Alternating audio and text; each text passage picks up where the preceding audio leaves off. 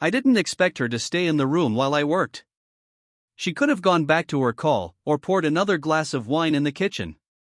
But instead, she sat on the floor beside me, cross-legged, one hand braced against the edge of the half-built table, watching like I was doing something worth seeing. "Don't over-tighten that," she said softly. "The wood's older than it looks." Her voice was low, careful, the kind that makes silence afterward feel heavier. I nodded, pretending I knew what I was doing. I could feel her eyes follow every movement, my hands, the way I leaned closer, the way I avoided looking directly at her because when I did, my throat tightened. She was in her mid-40s, I think. I never asked.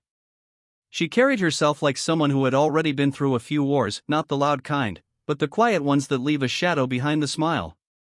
Her hair was pulled back loosely, strands falling out as she moved.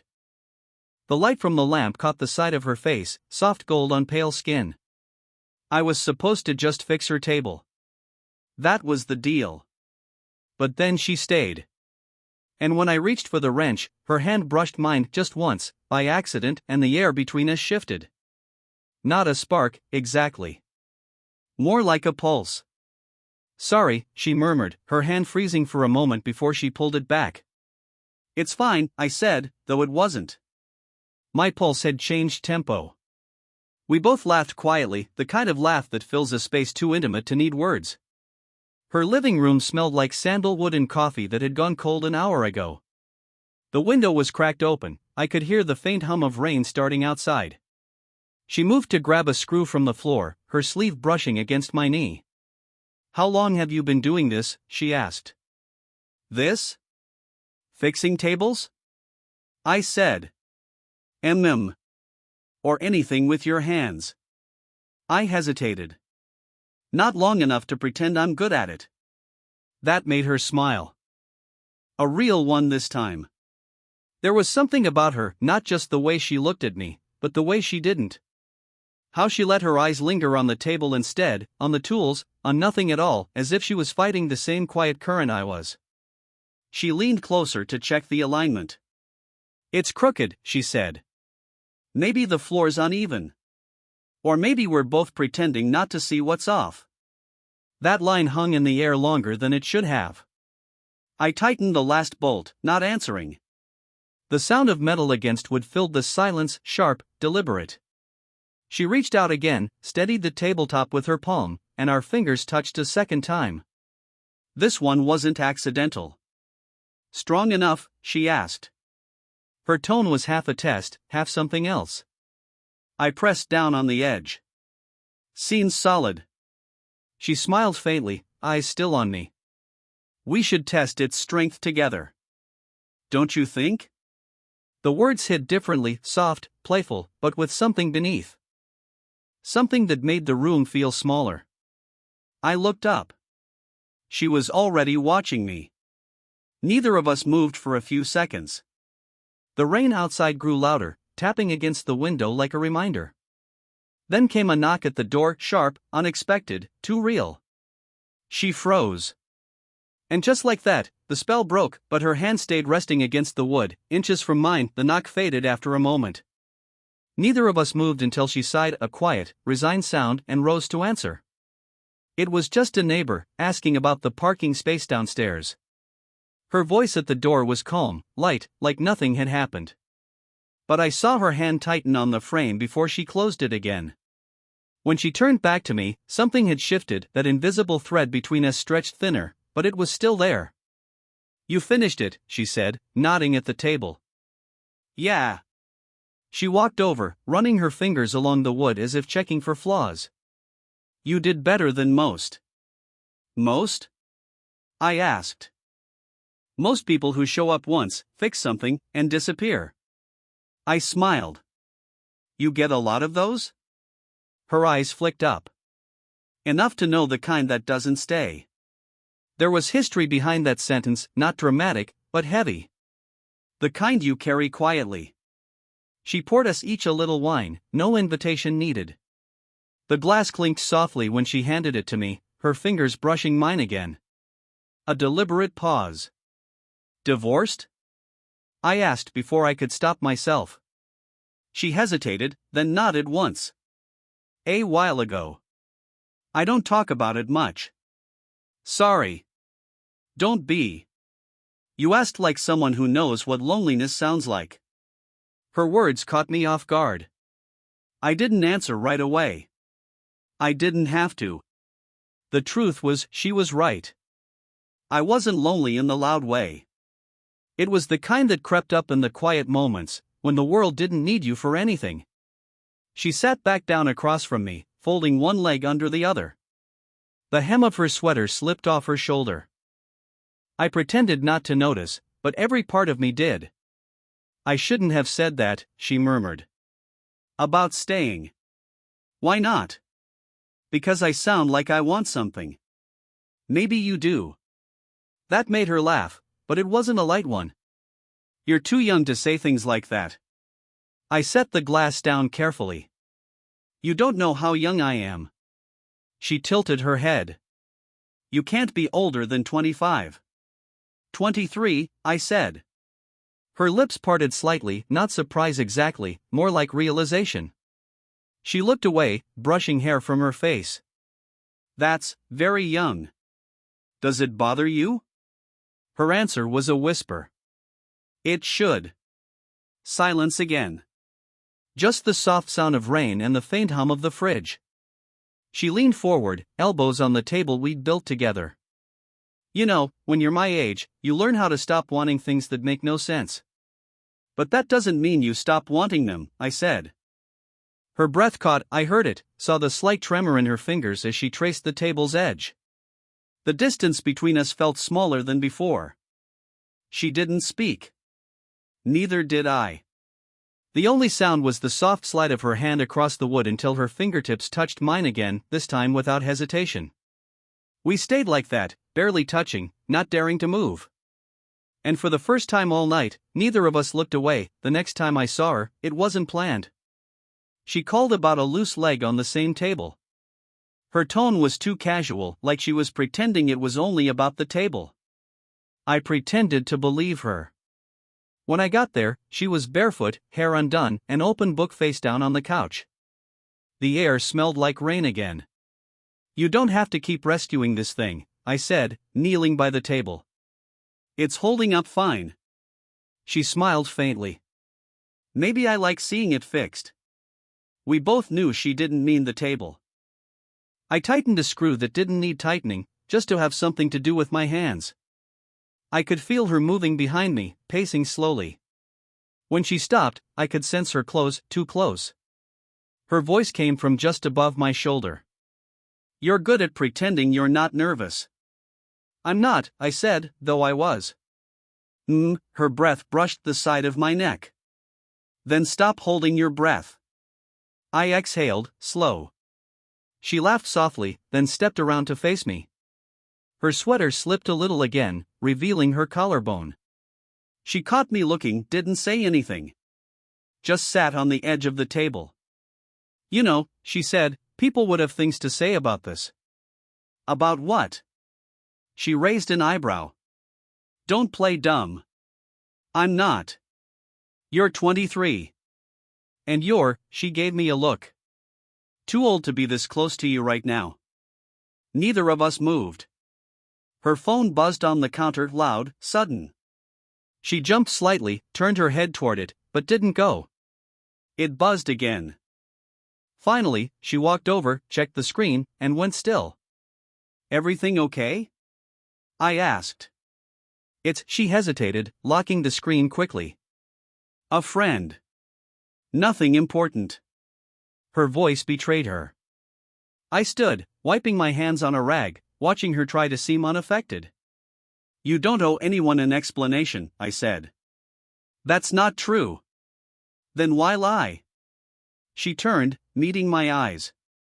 Because it's easier than saying I don't know what I'm doing. We both laughed quietly, but it wasn't a joke.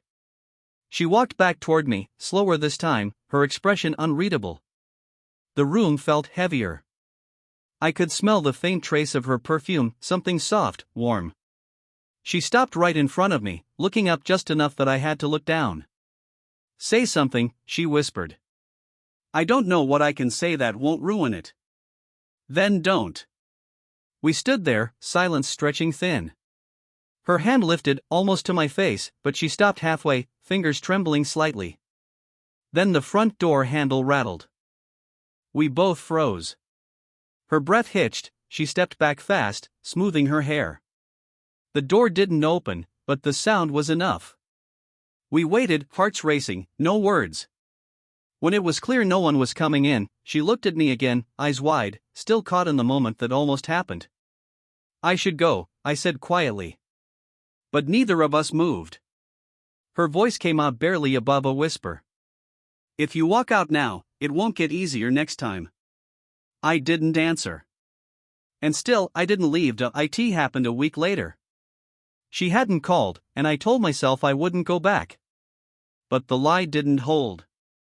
By Friday night, I was standing at her door again, the same knock, the same pause before she opened it. She looked surprised, then not. You came. I was in the neighborhood, I said, though we both knew I wasn't. Her eyes softened. Of course you were. The table was gone. The living room felt emptier, candles lit, no distractions. She motioned for me to come in, and I did. We talked about nothing for a while, music, rain, how the days were getting shorter. Her laughter came easier this time, but her hands kept fidgeting with her sleeve. I could tell she was trying to stay on the safe side of something we both knew wasn't safe anymore. Why'd you really come back? She asked finally. I didn't answer right away. I was watching how the candlelight traced the edge of her jaw, the way she kept avoiding my eyes. I thought maybe you'd call, I said. I thought maybe I shouldn't. Did that work? She smiled, small, tired. No, the silence stretched again, pulling tight. She stood up, moved past me toward the kitchen, brushing against my shoulder. Even that light touch set every nerve off. You shouldn't be here, she said quietly, back turned. I know. Then why stay? I stood, walked toward her slowly. Because you're still talking to me like you don't mean it. She turned, eyes meeting mine. For a second, everything dropped, the distance, the hesitation. You think this is easy for me, she said, voice breaking slightly. You have no idea what people would say. What I'd lose if you what? She swallowed hard. If I let myself want you. The words hung there bare, trembling. I took one step closer. Then another. Then stop pretending you don't, I said. Her breath hitched. She didn't move when I reached up and brushed a strand of hair from her face. My fingers lingered longer than they should have, tracing the edge of her cheek. Her eyes closed for a second. When she opened them, they looked different, softer, frightened, wanting. This isn't fair, she whispered. Neither is pretending it isn't real. She exhaled, and I felt the warmth of it against my neck. The space between us disappeared until the only thing keeping us apart was choice. Her hand found my chest, not to push me away, but to steady herself. Say something, I murmured. Her reply was almost silent.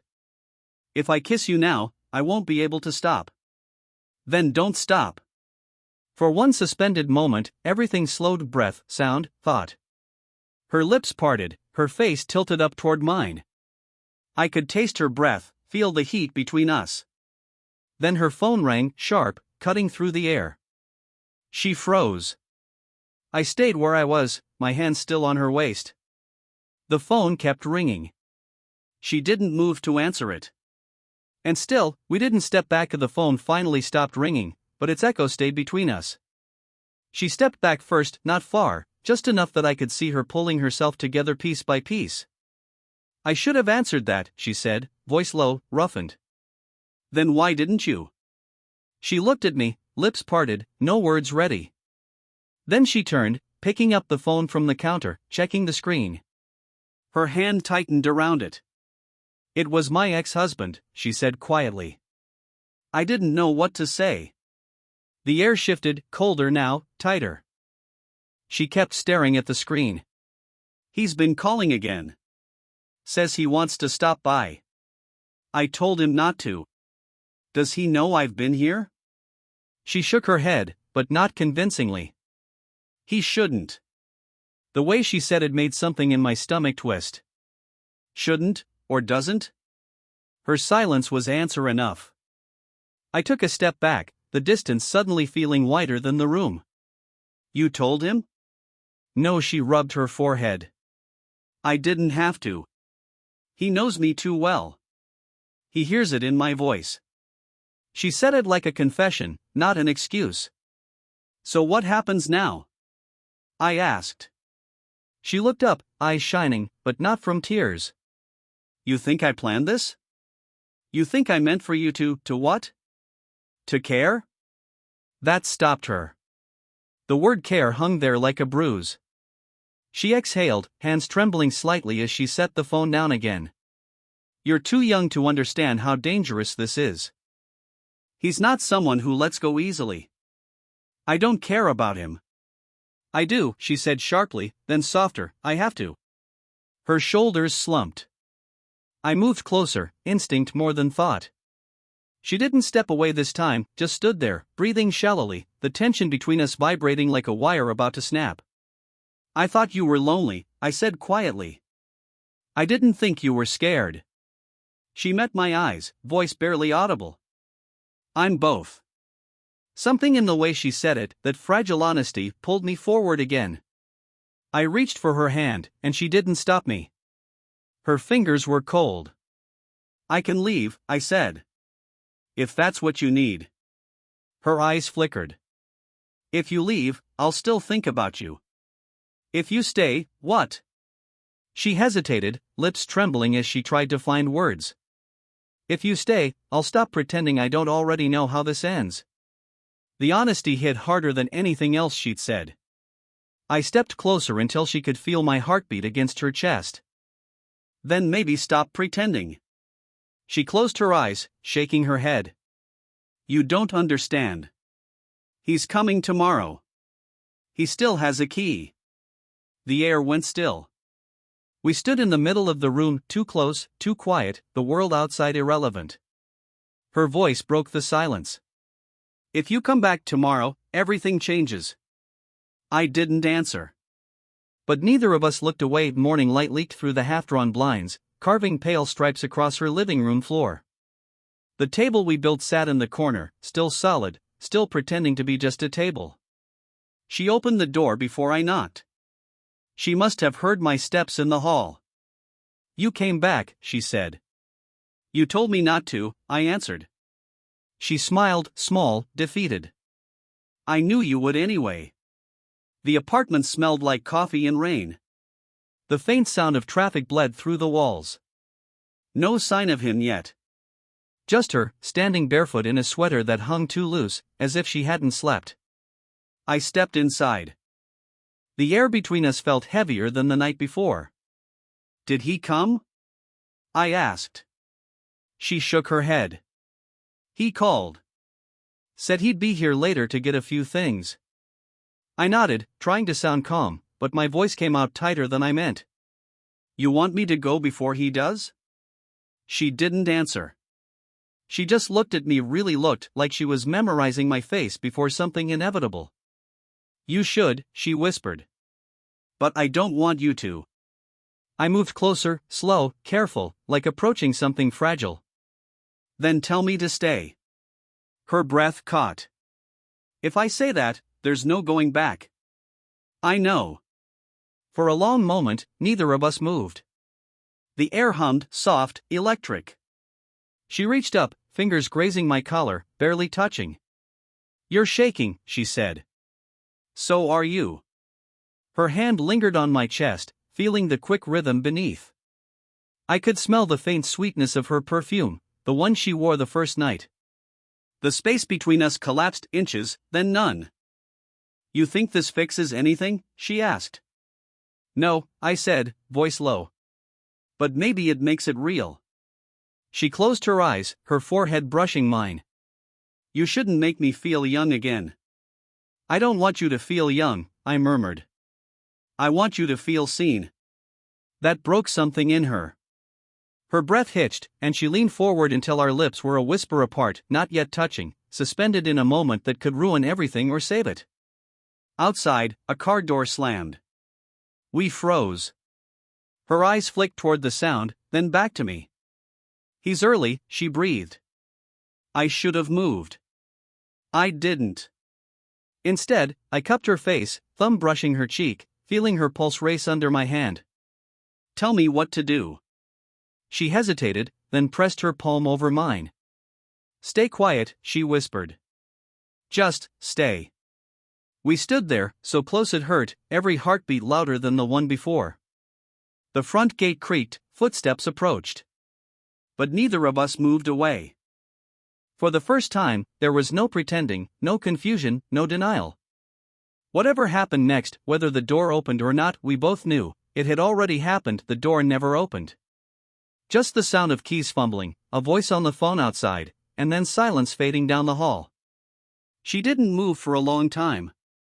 Her hand was still on my chest, her eyes unfocused, as if her mind hadn't caught up with her body yet.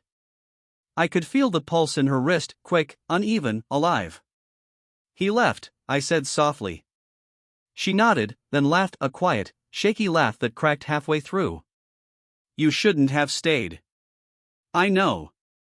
And yet, I repeated. She leaned her forehead against my shoulder, the tension finally melting. The weight of everything, the fear, the pretending, the waiting, seemed to drain out of both of us at once.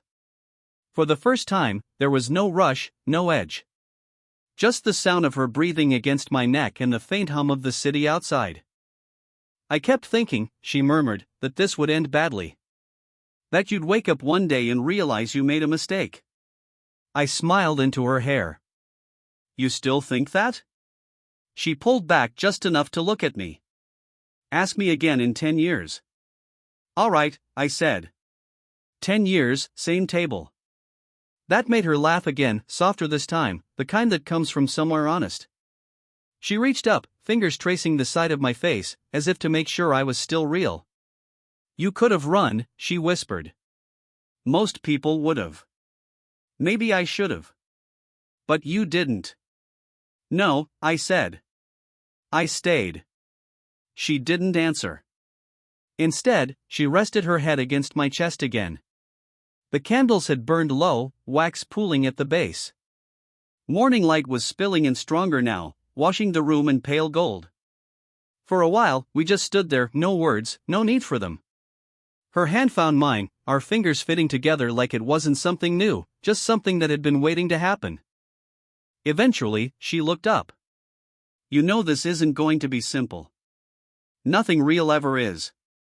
She smiled, not the careful one she gave to strangers, but the one she used to hide. The one that made her look a little less guarded, a little more like herself. Her thumb brushed against my jaw. You really think we can do this? I leaned down, close enough that our foreheads touched. I don't know, I said. But I think we already are. She closed her eyes, exhaled slowly, and then, finally, kissed me. Not a desperate kiss, not an apology. Just something quiet, certain, human. The kind that says we made it through the storm, even if we don't know what comes next. When we finally pulled apart, she smiled again, smaller, but real. I guess the table was strong enough after all, she said. I laughed softly. Told you so. She shook her head, still smiling, still holding on. And in that light morning pouring in, everything uncertain but alive, it felt like enough. Did you enjoy the story? What kind of stories would you like to hear next?